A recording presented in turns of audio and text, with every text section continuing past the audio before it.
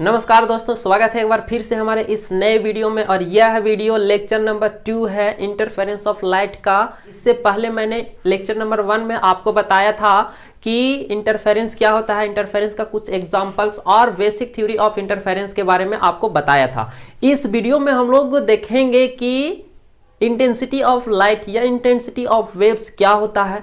उसके बाद हम लोग देखेंगे types of interference, constructive interference और डिस्ट्रक्टिव इंटरफेरेंस। ठीक है, तो पूरी मजा आएगा तभी जब आप देख चुके हैं फर्स्ट वीडियो। यदि नहीं देखा है फर्स्ट वीडियो तो उसका लिंक डिस्क्रिप्शन बॉक्स में दे दिया है, जाइए सबसे पहले उसे देखिए, उसके बाद इस वीडियो में आइए।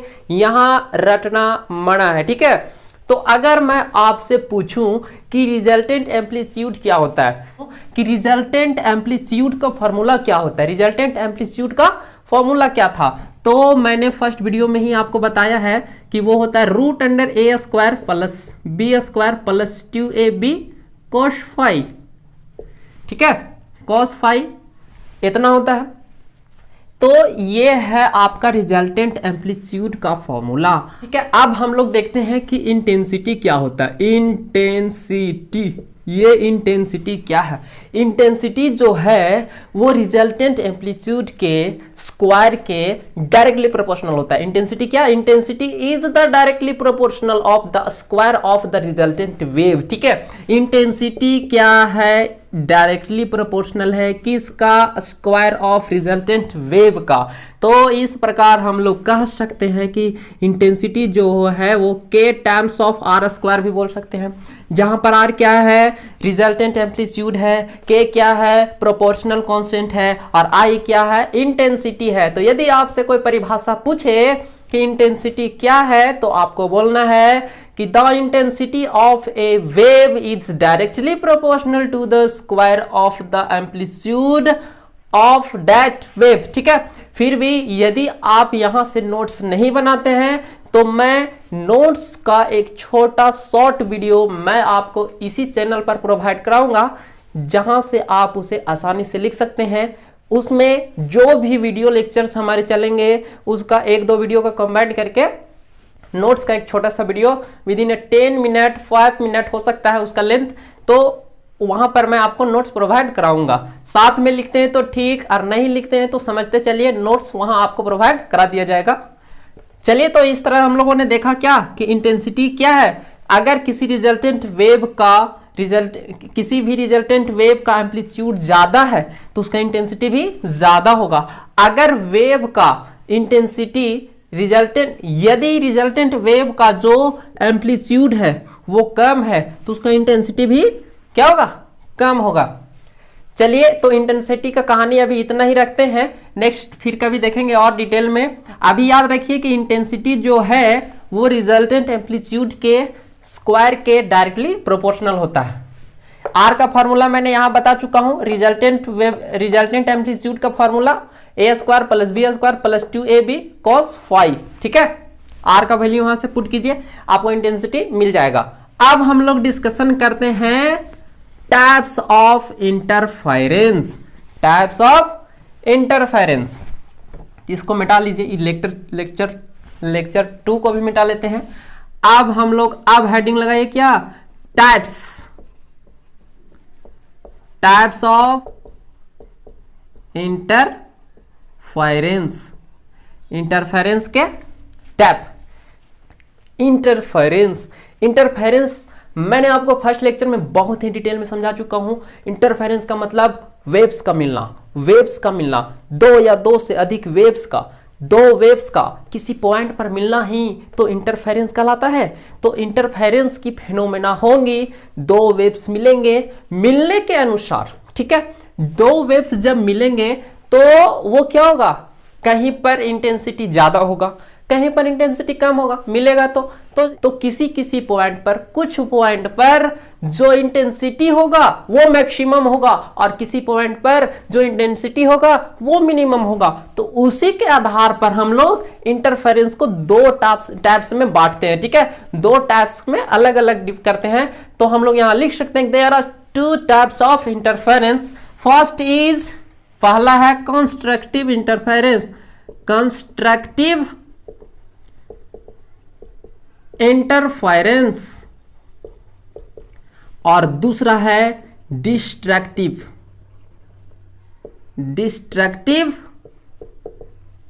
इंटरफेरेंस। ठीक है, तो कब होगी कंस्ट्रक्टिव इंटरफेरेंस, कब होगी डिस्ट्रक्टिव इंटरफेरेंस, उसका कंडीशन मैं आपको एक एक डिटेल में समझा दूंगा। उससे पहले दोनों को कॉमनली देख लेते हैं, उसके बाद एक का हेडिंग लगाएंगे। अभी जो बताने जा रहा हूं उसे नोट नहीं करना है, बस उसको सिर्फ देखना है।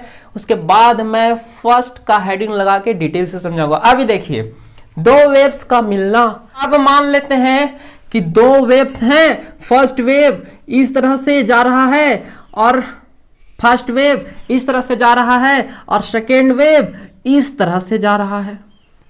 ठीक, दोनों की मुलाकात आगे होती है कि किसी पॉइंट पर जाके, और वे दोनों वेव्स कुछ इस तरह से हो जाते हैं। ये फर्स्ट और ये सेकेंड को मान लेते हैं डॉटेड। ठीक है, सेकेंड को मान लेते हैं डॉटेड लाइन। ये फर्स्ट सेकेंड और ये है आपका फर्स्ट, ये दोनों मुलाकात करती है, यहां पर दोनों मुलाकात करती है इस तरह से। तो यहां पर क्या होगा, इसका इंटेंसिटी ए, इसका इंटेंसिटी बी। अगर आपसे कोई पूछे कि रिजल्टेंट एम्पलीट्यूड क्या होगा, both are in opposite direction, so इसको क्या करना पड़ेगा, A minus B. This is the minimum amplitude, this is क्या, मिनिमम एम्पलीट्यूड। अगर आपका रिजल्टेंट वेव का एम्पलीट्यूड मिनिमम है तो आपका इंटेंसिटी क्या होगा, इंटेंसिटी भी मिनिमम होगा। क्यों होगा, क्योंकि जो इंटेंसिटी है वो रिजल्टेंट वेव का जो इंटेंसिटी है वो डायरेक्टली प्रोपोर्शनल होता है किसका, स्क्वायर ऑफ एम्पलीट्यूड का।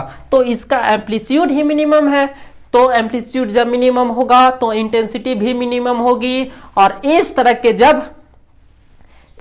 का जब इंटरफेरेंस होगा तो उसे कहेंगे हम लोग डिस्ट्रक्टिव इंटरफेरेंस। तो इंटरफेरेंस फेनोमेना में हम लोगों ने देखा कि यदि दो वेव्स मूव करते हैं, दोनों मिलते हैं और अगर मैक्सिमम एम्पलीट्यूड देते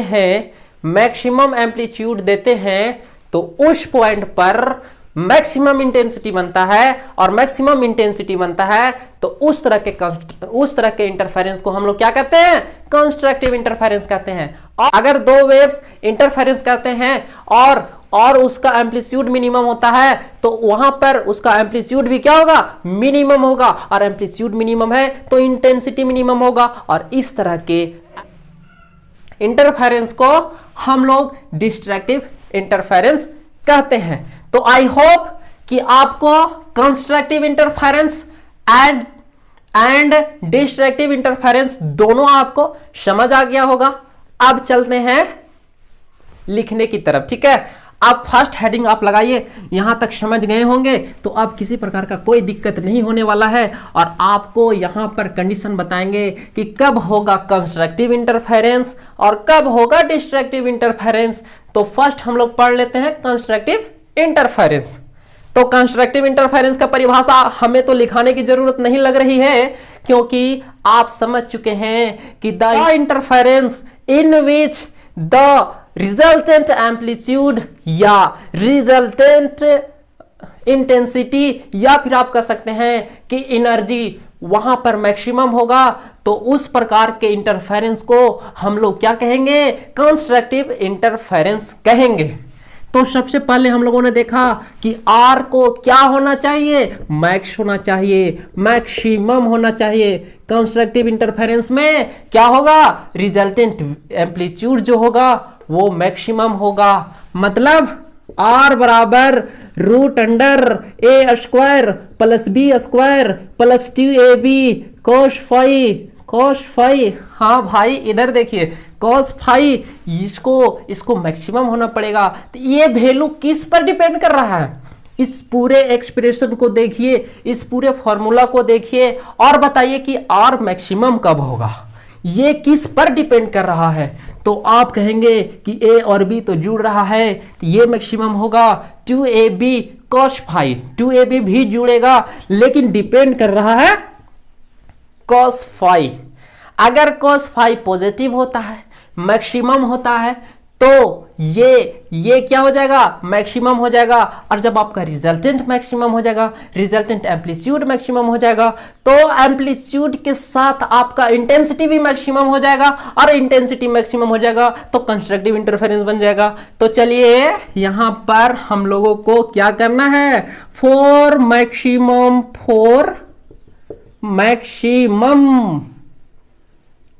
एम्पलीट्यूड, फॉर मैक्सिमम एम्पलीट्यूड, ठीक है, मैक्सिमम एम्पलीट्यूड क्या करना पड़ेगा, कॉस फाई जो है ना भाई उसको करना पड़ेगा मैक्सिमम, और कॉस मैक्सिमम का मान होता है 1।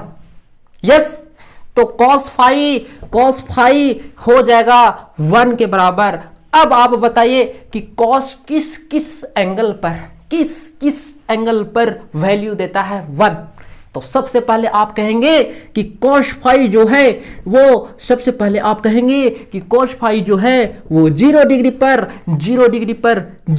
पर क्या देता है, 0 पर मैक्सिमम देता है। उसके बाद 2 पाई पर मैक्सिमम वैल्यू देता है। उसके बाद क्या, 4 पाई पर मैक्सिमम वैल्यू देता है। उसके बाद 6 पाई पर मैक्सिमम वैल्यू देता है। उसके बाद 8 पाई पर मैक्सिमम वैल्यू देता है, डॉट। ठीक है, तो यहां से हम लोगों को मिला क्या, फाई को 1 रखिए, कोस 1 हो जाएगा, और कोस 1 रखिए तो a plus B, A square plus B square plus 2ab this 1। तो इस प्रकार से ये पूरा हो जाएगा आपका a square plus B square plus 2ab, और ये है आपका a प्लस बी का होल स्क्वायर, और ये आपका रूट से जब बाहर निकलेगा, ये रूट से जब आपका बाहर निकलेगा तो a प्लस बी देगा। और ये क्या है, रिजल्टेंट वेव का रिजल्टेंट एम्पलीट्यूड, जो इंडिविजुअल 2 वेव्स का, फर्स्ट वेव का एम्पलीट्यूड हम लोगों ने a माना था, सेकेंड वेव का एम्पलीट्यूड हम लोगों ने b माना, और ये दोनों का इंडिविजुअल सम के बराबर हमारा रिजल्टेंट वेव आ रहा है। तो this is the maximum amplitude, therefore here का हो जाएगा, यहां पर इंटेंसिटी भी मैक्सिमम हो जाएगा। तो this value of phi cos phi will be maximum and then resultant wave also maximum. तो इस प्रकार हम लोग कंस्ट्रक्टिव इंटरफेरेंस के लिए जो फेज का डिफरेंस होगा वो फेज कितना होना चाहिए, या तो 0 होना चाहिए, या तो 2 पाई होना चाहिए, या तो 4 पाई होना चाहिए। तो इन जनरल अगर मैं आपसे पूछूं कि फाई बराबर क्या लिख सकते हैं भाई, तो फाई बराबर बताएंगे आप 2n फाई कहेंगे जी। फाई कितना होगा, 2n फाई होगा, जहां वेयर n इक्वल टू 0 रख लीजिए आप, या 1 रख लीजिए आप, या 2 रख लीजिए आप, 3 रख लीजिए आप, ठीक है, डॉट कुछ भी रख लीजिए। 1 आप जब 0 रखिएगा दिस वैल्यू, 1 रखिएगा दिस वैल्यू, 2 इंटू 1 इंटू 5 2 5, फिर 2 रखिए 2 इंटू 2, अरे n का मान 2 रखिए तो 2 इंटू 2 4, और 4 पाई, 3 रखिएगा 6 पाई मिलेगा, 6 पाई मिलेगा, 8 रखिएगा 4 रखिएगा तो 8 पाई मिलेगा। तो इस प्रकार हम लोगों को फाई का रिलेशन मिला भाई, 2 फाई और 2n फाई। ठीक है, अब मैं आपको बताना चाहूंगा मेरे दोस्त कि एक रिलेशन होता है फेज डिफरेंस और पाथ डिफरेंस में, वो इसको आप याद रखिए, और ऊपर हम मिटाते हैं और आपको बताते हैं आगे।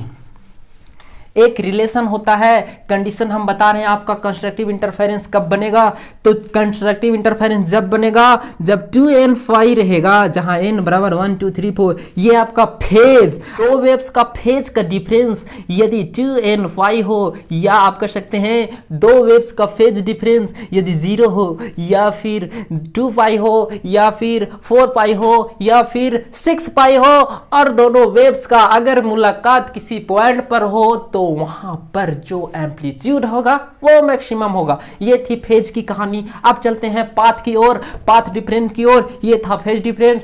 पाथ डिफरेंट और फेज डिफरेंट में एक रिलेशन है जो मैं आपको यहां डायरेक्ट यूज करूंगा, फिर उसको एक सेपरेट वीडियो में उसका प्रूफ भी दूंगा। उसका प्रूफ का यहां कोई जरूरत नहीं है, वीडियो लंबा हो जाएगा, इसीलिए हम शॉर्ट में बनाते हैं, उसको बताते हैं। ठीक है, पाथ डिफरेंस, पाथ डिफरेंस जिसे हम लोग डेल एक्स से सूचित करते हैं, दर्शाते हैं, निर्देशित करते हैं या डिनोट करते हैं, वो बराबर होता है, किसके बराबर होता है, लेम्डा बाई 2 ठीक है, lambda by 2 into phase difference, into phase difference, ठीक है। तो यदि पाथ डिफरेंस आपको निकालना हो और अगर आपको फेज डिफरेंस फाई पता हो तो आप निकाल सकते हैं। ये है, this is the relation between phase difference and path difference, जो आपको यहां पर डायरेक्ट याद रखना है।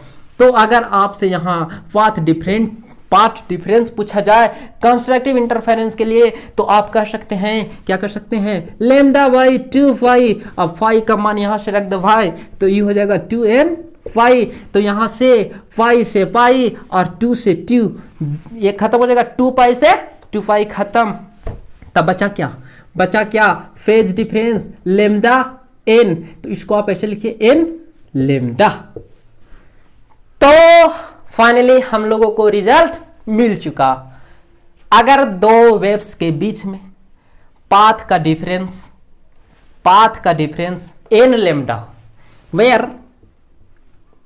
वेयर n बराबर 0 1 2, ठीक है, 1 2 और ही जाएगा, ऐसे जाएगा, ठीक है।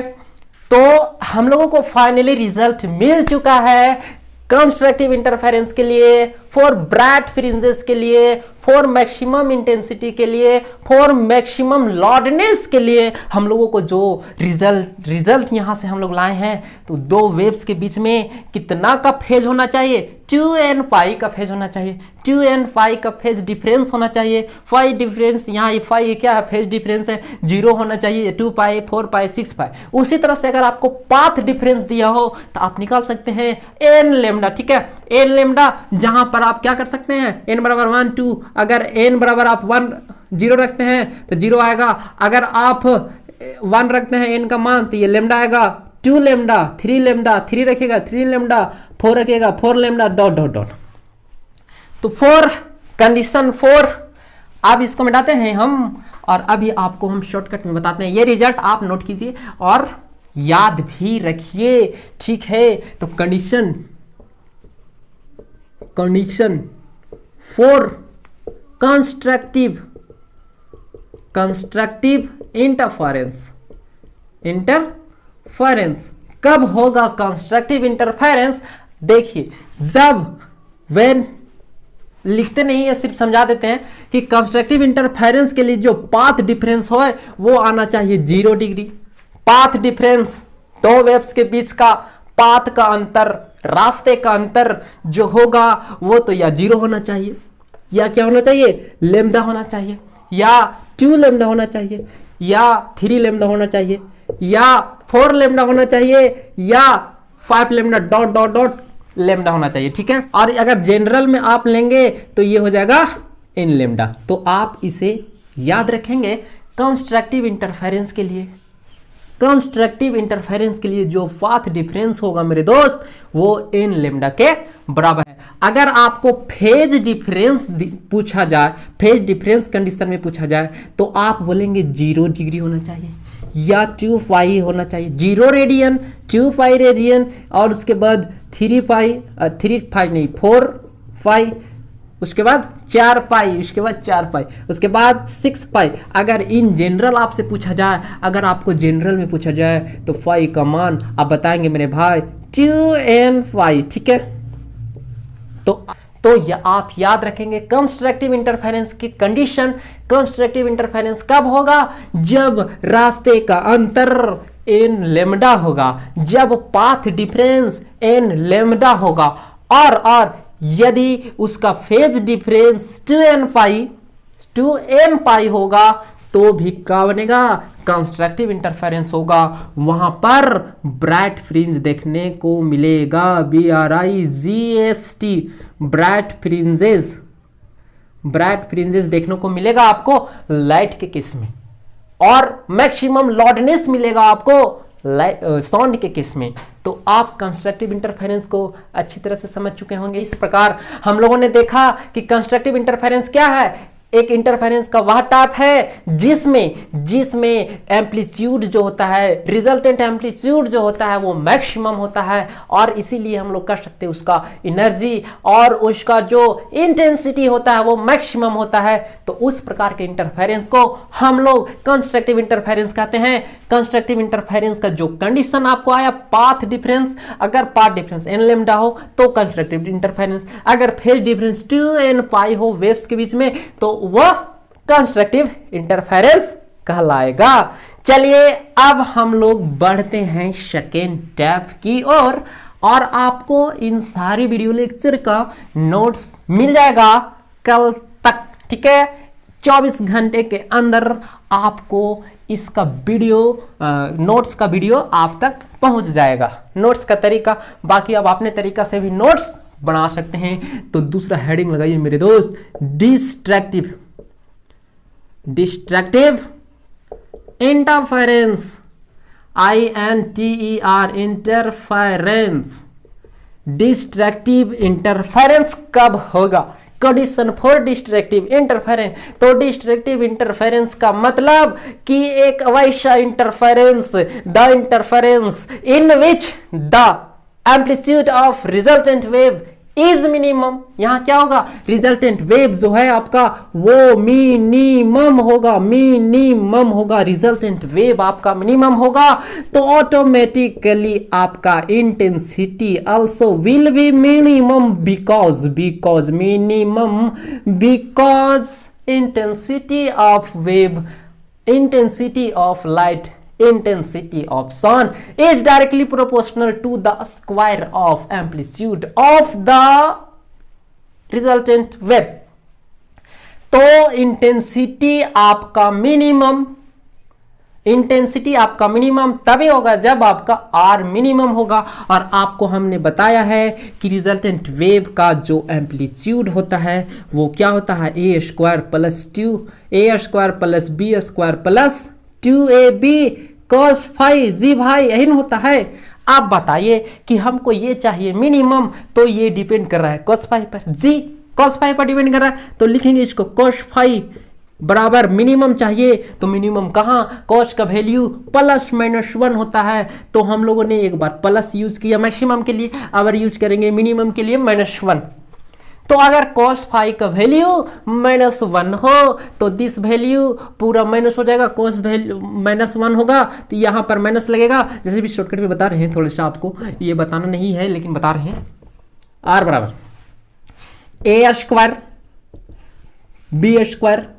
अगर यहाँ पर आप -1 रखते हैं, एक लाइन लिख लेते हैं ab इंटू -1, तो ये क्या हो जाएगा? ये हो जाएगा आपका √a² plus b² minus 2ab ना भी, ठीक है। आगे देखिए a² a प्लस बी का a माइनस बी का होल स्क्वायर है। इसे ध्यान से देखिए, गौर से देखिए, इस कदर देखिए कि आपको ये दिखे a माइनस बी का होल स्क्वायर है दिस, और रूट अब खत्म हो जाएगा, स्क्वायर और रूट खत्म, तो ये हो जाएगा a minus B. This is minimum amplitude, yes और नॉट? देखिए एक का एम्पलीट्यूड में दूसरे का एम्पलीट्यूड घट रहा है, और उस केस में क्या था? कंस्ट्रक्टिव इंटरफेरेंस के केस में दोनों का वेव, दोनों का एम्पलीट्यूड, दोनों वेव्स का जो एम्पलीट्यूड था वो जुड़ रहा था, यहाँ घट रहा है। तो हमको चाहिए कितना? -1। तो -1 के लिए आपको क्या करना पड़ेगा? इसको अब आप बताइए cos फाई बराबर -1, और cos के किस एंगल पर आपको मिलेगा -1? cos के किस एंगल पर आपको मिलेगा -1? तो आप देखिए कि सबसे पहला cos के वैल्यू पाई है जिस पर आपको मिलेगा -1। उसके बाद आप लीजिए 3 पाई, तो 3 पाई पर भी आपको मिलेगा -1। आप लीजिए कितना? 5 पाई, तो भी मिलेगा आपको -1। इसी तरह से 7 पाई, 9 पाई, आप ऑड पाई लेते जाइए, odd pi 1 3 5 7 9, this is the odd number, ठीक है। तो इन जनरल अगर आपको कोई फाई का मान पूछ दे भाई, तो आप क्या बोलिएगा कि 2n प्लस -1 इंटू 5 पाई। आप लोग अपने हिसाब से लिखना भाई, हम अपने हिसाब से लिख लेते हैं, ठीक है। पाई तो ये इस वैल्यू पर फेज डिफरेंस, अगर दो वेव्स का फेज डिफरेंस 2n प्लस -1 पाई हो तो मिलेगा आपको डिस्ट्रैक्टिव इंटरफेरेंस। अब हम लोग बात कर लेते हैं जहां पर आप लिख सकते हैं, पहले यहां लिख लीजिए where n equal to 1 2 3 4 dot dot. तो आप n का मान 1 रखिएगा तो पाई, 2 रखिएगा तो 3 पाई, 3 रखिएगा तो 5 पाई। ठीक है, तो इस प्रकार हम लोग कह सकते हैं, क्या कह सकते हैं, अब हम लोग चलते हैं फेज डिफरेंस। ये था पाथ डिफरेंस, ये था फेज डिफरेंस। अब चलते हैं पाथ डिफरेंस की ओर। पाथ डिफरेंस आपको मैंने रिलेशन बताया था कि पाथ डिफरेंस जो होता है, पाथ डिफरेंस जो होता है वो बराबर होता है n/2 pi into phase difference, phase difference, phase difference, phase difference, phase difference. तो मेरे दोस्त अब आ चुका है हम लोग वीडियो के अंत में, और आपको कुछ नहीं करना है, बस आपको पुट करना है पाई का वैल्यू दिस, यहाँ दिस, तो ये हो जाएगा 2n प्लस माइनस 1 और ये पाई। तो क्या होगा, अब देखिए यहाँ क्या होगा, पाई से पाई हो जाएगा कैंसल आउट। ठीक है, तो यहां से जो आपका पाथ डिफरेंस है वो क्या निकलेगा, 2n प्लस माइनस 1 को पहले लिख लेते हैं लेमडा बाई 2, वेयर n बराबर 1 2 3 है। ठीक, डॉट डॉट। तो अगर आप वैल्यू 1 रखते हैं तो 2 इंटू 1 2, माइनस कीजिएगा 1 तो हो जाएगा 1, 2 में से 1 कीजिएगा माइनस तो हो जाएगा 1, मतलब लेमडा बाई 2। प्लस माइनस दोनों कर सकते हैं, कोई दिक्कत नहीं। तो यहाँ से जो आप फेज का डिफरेंस आपको मिलेगा लेमडा बाई 2 मिलेगा, और आप जब 2 रखिएगा तो 2 दूनी 4, 4 में से जाएगा तो बचेगा 3, और 3 में से 3 लेमडा बाई 2, फिर 5 लेमडा बाई 2 डॉट डॉट। तो ये odd multiple of lambda by 2, odd multiple of lambda by 2 के बराबर अगर आपको पाथ डिफरेंस और फेज डिफरेंस में बात कर लेते, जो नीचे नहीं दिख रहा था उसको मिटा दिए। अब देखिए फेज डिफरेंस आपको मिला था ऑड मल्टीपल ऑफ पाई, ये है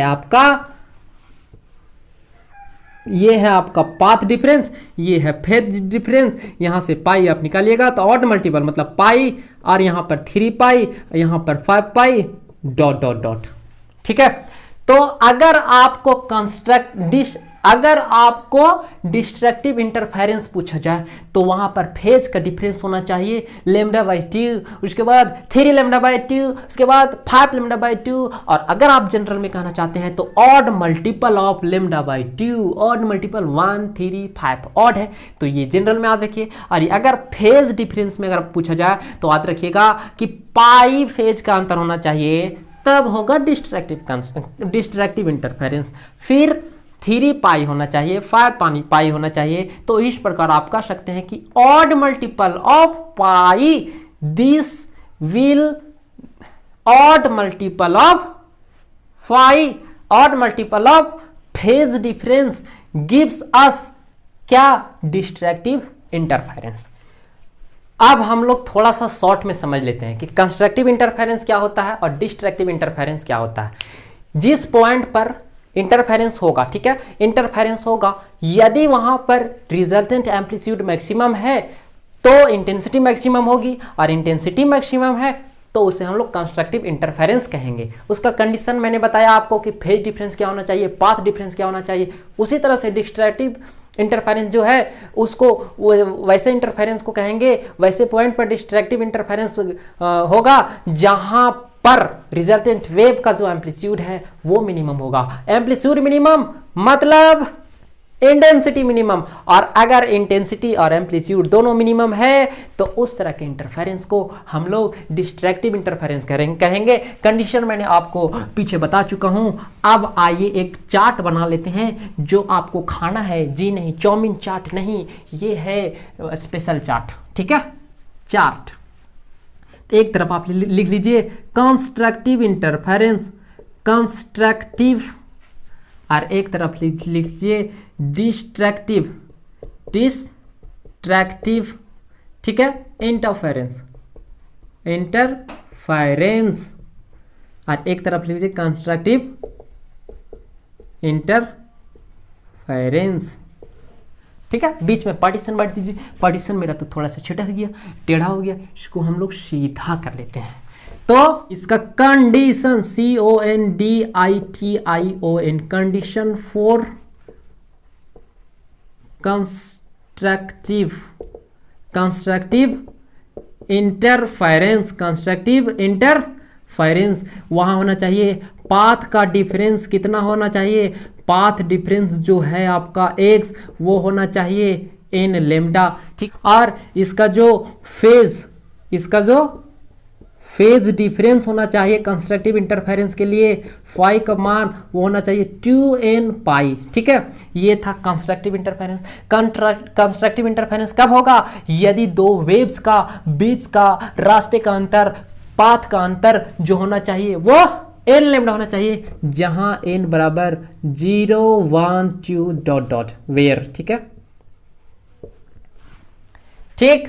तो कंस्ट्रक्टिव इंटरफेरेंस के लिए पाथ का डिफरेंस n लेमडा और फेज का डिफरेंस 2n लेमडा। अब चलिए इधर कंडीशन, इसका कंडीशन फॉर डिस्ट्रक्टिव इंटरफेरेंस, तो यहां पर पाथ का जो अंतर होना चाहिए दोनों वेव्स में, पाथ का जो अंतर होना चाहिए दोनों वेव्स में वो कितना होना चाहिए? Odd multiple of lambda by 2 हम लोग निकालें। Odd multiple of lambda by 2, 2n plus minus 1 lambda by 2, ठीक है। तो पाथ का डिफरेंस इतना होना चाहिए मेरे भाई, और फेज का डिफरेंस कितना होना चाहिए? डिस्ट्रक्टिव इंटरफेरेंस के लिए फेज डिफरेंस जो होना चाहिए, जो आपका फाई होगा वो odd multiple 2n plus minus 1 by 5, ठीक है। ऑड मल्टीपल होना चाहिए आपका फाई का फेज डिफरेंस, और ऑड मल्टीपल होना चाहिए आपका लेमडा बाई 2 का पाथ डिफरेंस, तो बनेंगे आपका क्या? Destructive interference. अगर फेज का डिफरेंस n लेमडा है तो अगर पाथ का डिफरेंस n लेमडा है तो कंस्ट्रक्टिव, फेज का अंतर 2n लेमडा है तो कंस्ट्रक्टिव, ठीक है। इसको अब हम लोग फिगर में आइए समझते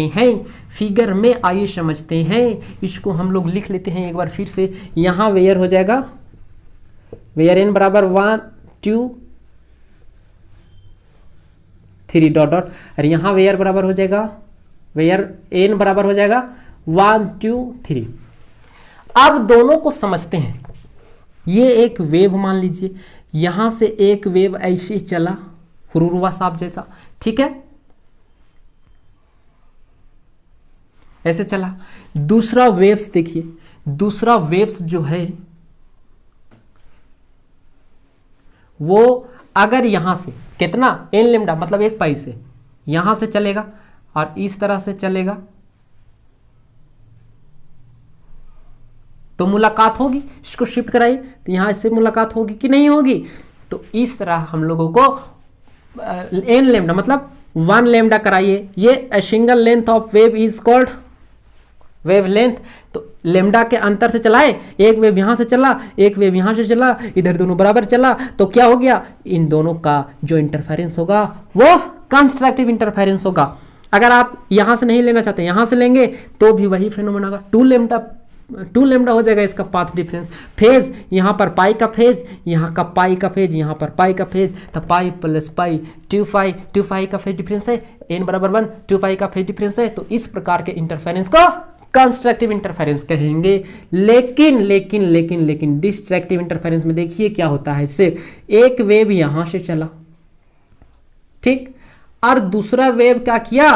दूसरा वेव जो है वो यहां से लेमडा बाई 2, यहां से यहां तक लेमडा है, यहां से यहां तक क्या है? लेमडा है। इसका आधा लेमडा बाई 2 नहीं होगा, यहां से लेके यहां तक लेमडा बाई 2 है। तो लेमडा बाई 2 से चला तो यहां से इस कदर से चलेगा ये। अब इसको उठा के बैठाइए तो क्या यहाँ पर उठा के बैठाइएगा तो ऐसे नहीं बनेगा, अपोजिट वाला नहीं बनेगा। देखिए इसको उठा के जब इस पर बैठाइएगा तो यहाँ पर इस तरह से बनेगा कि नहीं? तो इस प्रकार के इंटरफेरेंस में जो इंटेंसिटी होती है वो मिनिमम होती है, जो एम्पलीट्यूड होता है वो मिनिमम होता है, इसीलिए डिस्ट्रैक्टिव इंटरफेरेंस होता है। लेकिन इस तरह के एम्पलीट्यूड यहाँ जो होते हैं वो मैक्सिमम होते हैं, और इस तरह के एम्पलीट्यूड को, इस तरह के इंटरफेरेंस को हम लोग कंस्ट्रक्टिव इंटरफेरेंस कहते हैं। तो आई होप कि मैं आपको इंटरफेरेंस के टाइप कंस्ट्रक्टिव डिस्ट्रक्टिव को बहुत अच्छे तरीके से समझा पाए होंगे। ठीक है, यहां पर मैंने आपको कंडीशन बताया, ये जो फ्लो चार्ट है फेज डिफरेंस पार्ट डिफरेंस आप याद रखिएगा। इसके बाद जो आपका 12th क्लास के लिए most important young double slit experiment है, वहाँ इसका खूब यूज़ है। अगर आप बीएससी की बात करते हैं तो वहाँ न्यूटन श्रिंक हो गया, आपका थिन फिल्म हो गया, तो वहाँ पर पाथ डिफरेंस और फेज डिफरेंस का बहुत बड़ा योगदान है। ठीक है, मुख्य रूप से हमें वही चीज़ बताना था, लेकिन मैंने बेसिक के रूप में सबसे पहले ये बताना बहुत ज़रूरी समझा, क्योंकि अगर ये आपको नहीं पता तो वहाँ नहीं समझ में आएगा। और मेरे से पढ़ रहे हैं तो रटना मना है। धन्यवाद, मिलते हैं बहुत जल्द फिर से नेक्स्ट वीडियो में। थैंक्स।